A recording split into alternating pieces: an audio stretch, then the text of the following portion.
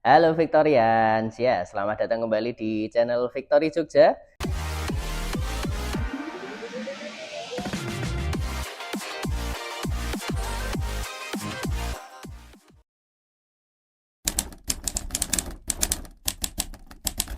Kembali lagi bersama saya Mirza sebagai salah satu wakil pialang dari PT Victory International Future Cabang Yogyakarta yang kembali lagi akan membawakan sebuah video bertemakan review market dan sekaligus analisis untuk pasar komoditi ya.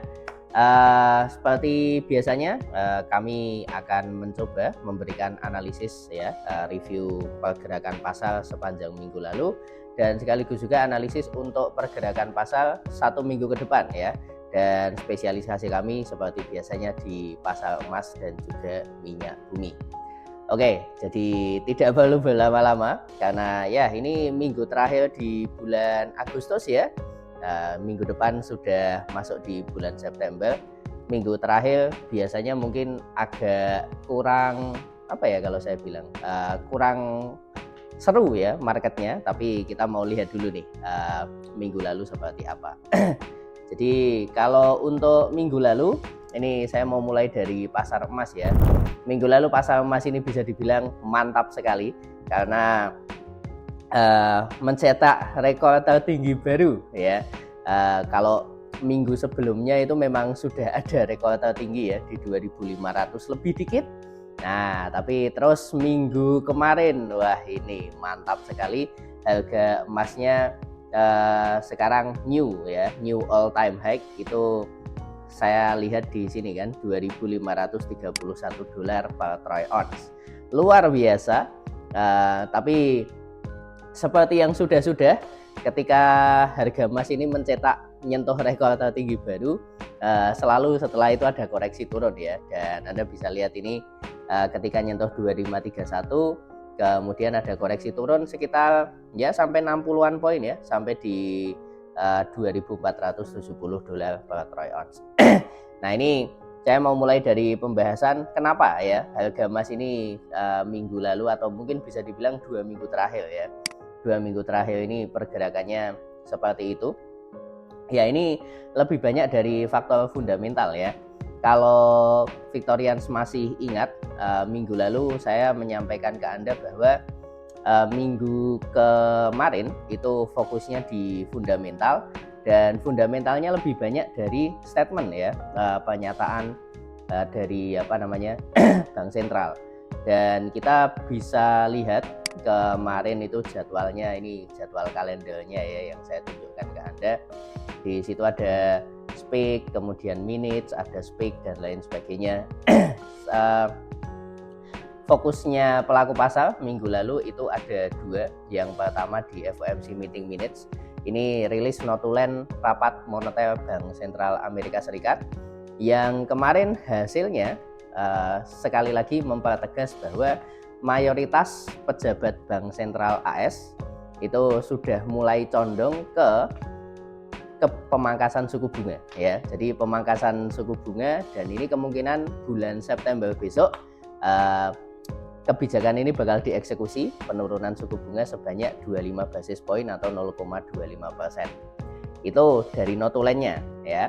Ditambah lagi kemudian ada ini ya, speak, pidato dari Ketua Bank Sentral AS Jerome Powell yang di hari Jumat kemarin dia menyampaikan bahwa oke, ini laju inflasi sudah mendekati target 2%, itu angka idealnya yang diinginkan oleh Bank Sentral AS. Maka dari itu kalau yang di highlight ya, yang digarisbawahi adalah ini sudah waktunya ya. Ini sudah waktunya untuk Bank Sentral bisa mengubah kebijakan terutama mengenai suku bunga. Nah, ini kata-kata mengubah kebijakan suku bunga ini diterjemahkan oleh pelaku pasar bahwa ya ini waktunya pemangkasan. Karena kalau Anda ngikutin suku bunga AS dalam 2 tahun terakhir ini ya, 2 tahun terakhir ini angkanya lumayan tinggi, 5,5%. Sebagai gambaran, di Indonesia saja suku bunga acuan itu paling 3% ya per tahun. Tapi di Amerika Serikat 5,5%, mantap sekali. Nah, cuma ya suku bunga tinggi ini mencekik untuk orang-orang yang punya pinjaman dan lain sebagainya. Maka dari itu ketika diumumkan bahwa oke, ini sudah waktunya ada perubahan, itu diterjemahkannya adalah oh ya, waktunya suku bunganya diturunkan. Dan kalau Anda sudah sering ngikutin video kami ya dari minggu ke minggu, harusnya sudah mulai familiar juga bahwa ketika ada opsi suku bunga yang lebih rendah, nah ini orang-orang akan nyari alternatif. Oh ya, kalau suku bunganya turun daripada saya nabung di bank ya, yang suku bunganya bakal lebih rendah, kenapa saya nggak nyari aset investasi lain ya? Aset investasi non bunga pun nggak apa-apa. Dan itu berefek ke ya larinya kalau aset investasi non bunga yang gampang dibeli, gampang dijual, larinya kemana? Ya larinya ke emas ini. Dan seperti yang Anda lihat minggu lalu ya, harga emasnya sudah nyentuh ke 2531. Ya, memang kemarin bisa dibilang mengkonfirmasi ya, ada konfirmasi bahwa Bank Sentral mungkin di bulan September bakal memangkas suku bunga. Tapi ya seperti yang orang-orang bilang kalau di masalah trading ini ya, seringkali yang terjadi adalah buy on rumor, sell on news. Jadi ketika sudah ada rumor ya, rumor itu sudah bisa menggerakkan pasar. Dan kalau masalah rumor, oh suku bunga bakal dipangkas sebanyak 25 basis poin, itu sudah dari jauh-jauh hari. Makanya kalau Anda lihat ya ini ya, naiknya sudah lewat ya. Dari jauh-jauh hari sepanjang tahun ini sudah naik lumayan banyak, harga emas ini luar biasa. Dan ketika dikasih konfirmasi ya, naiknya nggak lanjut ya, naiknya nggak lanjut. Memang sudah ada kenaikan ya, tapi kebanyakan yang didapat adalah aksi profit taking karena ya newsnya masih sesuai dengan ekspektasi, jadi efeknya tidak terlalu signifikan. Itu reviewnya kemarin. Jadi secara overall kemarin ini pergerakannya mungkin bisa dibilang ada kenaikan tipis ya kalau untuk goldnya. Nah kalau kita lihat dari sisi teknikal, nah saya mau menunjukkan di sini di time frame weekly ya, di time frame weekly minggu lalu nih, bentuk grafiknya saya mau bilang ini doji candlestick, kurang tepat juga karena kalau doji candlestick harusnya open dan close-nya di level yang sama ya, tapi kalau kita lihat di situ kan opennya 2509, close-nya 2511. Jadi ya ada selisih dikit, mungkin lebih tepat ini dibilang candlestick spinning top ya, tapi intinya sama ya, bentuknya spinning top kemudian bentuknya doji candlestick, itu mensinyalkan ada pembalikan arah. Jadi kalau saya cuma bicara sekedar dari sisi teknikal ya, terus ngelihat dari satu time frame weekly ini saja ya, mungkin minggu ini kita akan lihat adanya pembalikan turun ya, setelah ya bisa dibilang sepanjang bulan Agustus kan, sepanjang bulan Agustus itu trennya sudah naik, dan karena ini minggu terakhir, minggu lalu kenaikannya memang sudah sempat nyentuh rekor tertinggi, tapi secara overall marketnya cenderung stabil ya, dorongannya sudah agak berhenti. Maka kemungkinan memang minggu terakhir di bulan Agustus ini bakal ada koreksi turun ya, yang level-level targetnya koreksi turunnya Anda bisa lihat di level Fibo yang sudah saya gambar di sini ya, atau alternatifnya pakainya level Fibo yang ini. Jadi saya nariknya dari 2432 sampai ke tertingginya kemarin 2531, ini ada level-levelnya ya, 2508, 2493, 2482. Dan ini area kuncinya di sini 61,8%, 2470 itu low-nya minggu lalu. Dan kalau untuk support yang menurut saya sangat kuat ini nanti di 2453. Jadi kalau ada koreksi turun, target-targetnya di situ. Dan level ini juga bisa Anda gunakan kalau misalkan ini ya, ini kan turun cuma sekedar koreksi, jadi saya mau nunggu harganya turun aja, saya mau lagi dari bawah, mau buy lagi dari bawah. Nah ini Anda bisa gunakan level-level Fibo ini untuk bikin patokan buy limitnya ya, level buy limitnya gimana. Jadi kalau sekedar dari sisi teknikal ya, pandangan saya, analisa saya untuk minggu ini seperti itu, trennya mungkin cenderung bearish, koreksi turun untuk sementara untuk bikin penutupan bulanan. Tapi apakah fundamentalnya bakal mendukung ya? Nah, ini kalau melihat fundamentalnya ya, minggu terakhir di setiap bulan biasanya tidak terlalu wah ya, tidak terlalu menarik. Yang rame itu biasanya minggu pertama sama minggu kedua ya. Kalau minggu pertama Anda yang sudah ngikutin pasti familiar dengan yang namanya data tenaga kerja non-farm payroll. Terus nanti masuk minggu kedua itu kadang nanti ada data CPI ya, laju inflasi. Nah, tapi bukan berarti terus kalau minggu terakhir kita nggak bisa trading pakai fundamental ya. Ya masih ada. Kita bisa lihat di sini kan. Kalau untuk hari Senin ya ini mungkin datanya cuma ada yang medium impact. Selasa tapi kita lihat ada CB Consumer Confidence, kemudian hari Kamis ya. Nah, ini Kamis mungkin berita besarnya ini adalah prelim GDP, laporan produk domestik bruto dari Amerika Serikat, tapi untuk yang pertengahan kuartal ya, yang prelim. Kemudian dilanjut di hari Jumat, ini ada Core PCE Price Index. Ini adalah data inflasi yang bisa dibilang favoritnya Bank Sentral AS ya. Tapi karena rilisnya akhir bulan, biasanya efeknya nggak terlalu signifikan. Jadi kalau misalkan Anda ya, Victorians, ada yang mau lebih suka bertransaksi memanfaatkan data ekonomi ya, minggu ini mungkin lebih mudah ya dibandingkan minggu lalu. Soalnya kalau minggu lalu berita fundamentalnya itu bentuknya speak statement bla bla bla, agak susah untuk kita nyari patokan transaksi.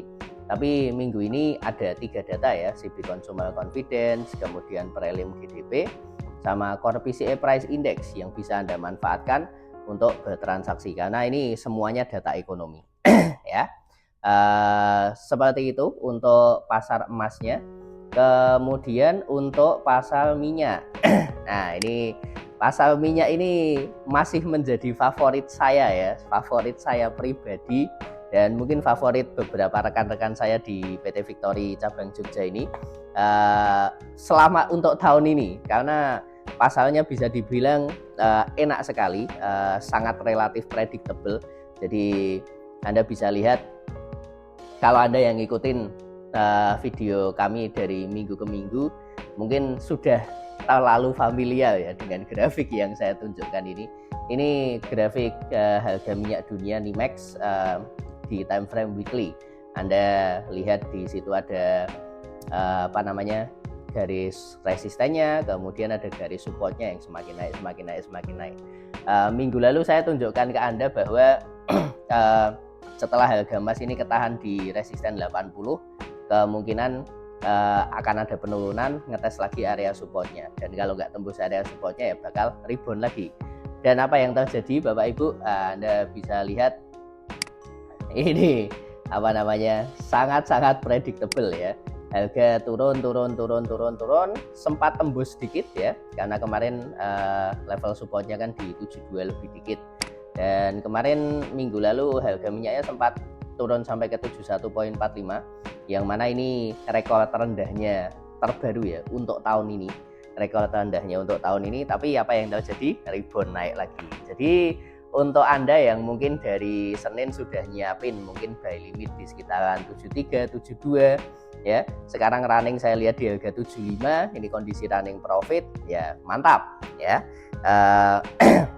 Masih bisa Anda bisa putuskan untuk ditutup ya untuk di hari Senin ini, atau kalau misalkan masih mau lanjutkan untuk buy-nya, menurut saya masih bisa dilanjutkan karena kalau ngelihat dari grafiknya ya, ini weekly tampilannya hammer ya, bentuknya kayak palu, itu ekornya panjang sekali di bawah. Jadi untuk tren naik menurut saya masih bisa jalan ya. Jadi dari 75 kalau misalkan Anda ada yang mau open buy, atau mungkin yang dari minggu lalu sudah dapat buy dari 72 atau 73, kemudian nyari target profit untuk minggu ini, targetnya bisa kemana ya. Nah, Anda yang mungkin kembali lagi kan sudah familiar dengan oil, ini sudah bisa lihat ya targetnya kemana, targetnya ke moving average 100. Sekarang angkanya di 78.60. Jadi level itu bisa Anda jadikan untuk take profitnya ya di 78.60. Selain bisa dijadikan untuk take profitnya, Anda bisa gunakan area 78.60 ini untuk apa? Untuk sell limit ya. Jadi ketika nanti ngetes lagi di situ ya, kita waktunya balik badan open sell ya. Dengan nanti targetnya di sekitaran 7378. Mantap kan? Jadi 73 sampai ke 78 ya. Itu nanti 5 poin. Jadi Anda dapat naik 5 poin, nanti kalau turun ngejar lagi 5 poin, seperti itu. Tapi ya kalau Anda pengen dapat level sell yang lebih atas dari 78, ini levelnya harusnya di atas ini sih, di 82.30. Tapi kembali lagi ya, area 78 sampai 80 itu selalu jadi resisten yang cukup kuat. Makanya kalau mungkin Anda nunggu sell limitnya di 82, mungkin nunggunya agak lebih lama. Tapi kalau ngejarnya di 78 menurut saya masih oke ya. Jadi berhubung oil ini kembali lagi ya predictable untuk seperti minggu-minggu sebelumnya, ya saya cuma bisa menyarankan itu aja sih. Transaksinya simple aja. Kita bisa siapkan buy-nya di sekitaran 7372 dengan target nanti di 78. Nah, sementara kalau Anda yang mau sell bisa disiapkan sell-nya di sekitaran 78 sampai 80. Nah, itu nanti tinggal lotnya berapa banyak menyesuaikan dengan equity-nya masing-masing. Ya, oke. Itu saja yang bisa saya sampaikan ya untuk review market minggu ini. Dan seperti biasa, video ini bukan bersifat perintah atau ajakan untuk Anda bertransaksi. Jika Anda menginginkan saran transaksi yang lebih detail mengenai level open transaksinya, jumlah lot yang dibuka, kemudian target profit sampai kemudian manajemen resikonya bagaimana, yang sesuai dengan style dan equity Anda bisa hubungi kami melalui DM di Instagram ya @vif_jogja, supaya nanti Anda bisa kami hubungkan ke finansial konsultan kami yang ada di Victory Jogja ini. Dan jangan lupa juga untuk bisa tulis di kolom komentar jika ada pertanyaan, supaya nanti mungkin bisa kita bahas di video berikutnya ya. Kalau video ini bermanfaat untuk Anda, saya minta untuk bisa klik like-nya, dan jangan lupa juga subscribe ya, supaya nggak ketinggalan video-video berikutnya.